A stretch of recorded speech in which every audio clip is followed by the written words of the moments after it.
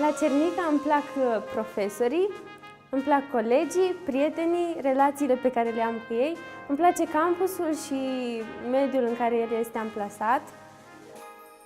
Îmi place totul. Dacă ar fi să aleg încă o dată facultatea, aș alege Institutul Teologic Adventist din Cernica.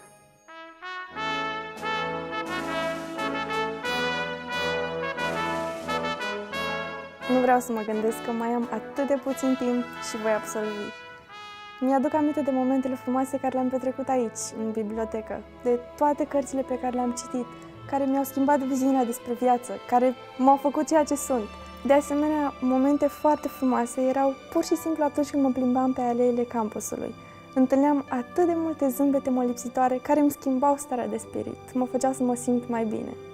Am adunat atât de multe amintiri frumoase, implicându-mă în proiecte, pentru că am avut ocazia să întind o mână de ajutor, să ofer zâmbete calde, să pot să îmbrățișez oameni și să obțin satisfacție în urma acestor proiecte. Mă bucur foarte mult că am avut ocazia aceasta la institut.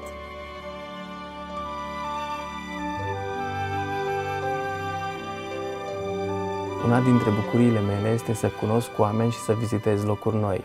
Această pasiune a mea a căpătat o nouă dimensiune atunci când am venit la Institutul Teologic Adventist. Viziunea pe care mi-au oferit-o profesorii și profunzimea cunoștințelor pe care le-am acumulat din cărți m-au ajutat în conferințele biblice pe care le-am susținut în diferite locuri să ofer oamenilor și să transmit această bucurie a cunoștințelor și o experiență a cunoașterii lui Dumnezeu.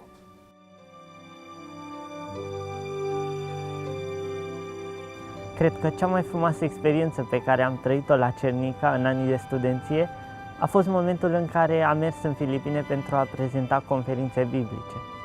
A fost ocazia în care am văzut cum Dumnezeu poate să lucreze și în același timp am văzut piedicile care pot să apară, dar am și avut parte de biruințe prin harul lui Dumnezeu.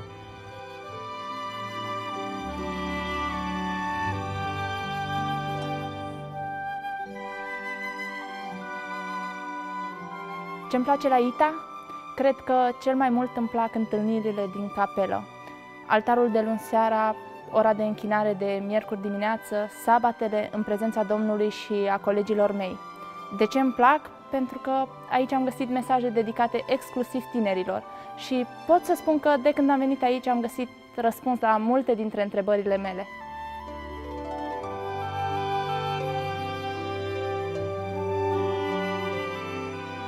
Pentru mine, profesorii din această instituție îmi oferă mai mult decât informații.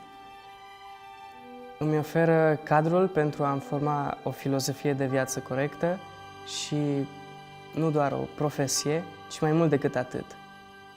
Să cred ceea ce trăiesc și să trăiesc ceea ce cred.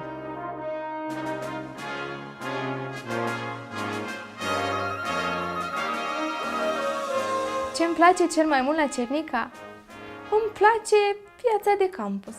Îmi plac momentele de vineri seara când de fiecare dată avem câte un invitat special, de la care avem multe de învățat. Îmi plac clipele pline de activități de la seratele de sâmbătă seara.